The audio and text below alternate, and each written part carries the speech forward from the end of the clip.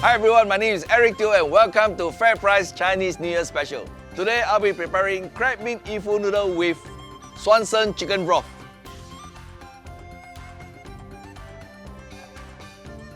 So right now we're going to blanch the noodles.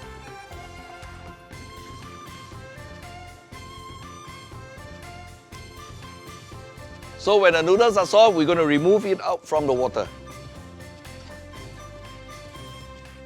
We can start to cook. Add a little bit of oil, powdered dry salt. Add the mushrooms. Now add the Chinese wine. And now Swanson chicken broth. Add the Yifu noodles into the stock. Now we add the oyster sauce, dark soy sauce. So right now we're going to braise for about 5 to 7 minutes. So we're going to add the yellow chive and the bean sprouts.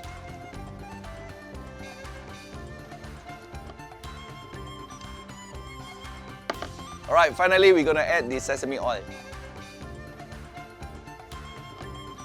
And we are ready to dish out.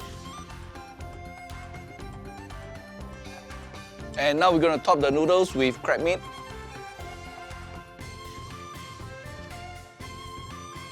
And finally the coriander leaves.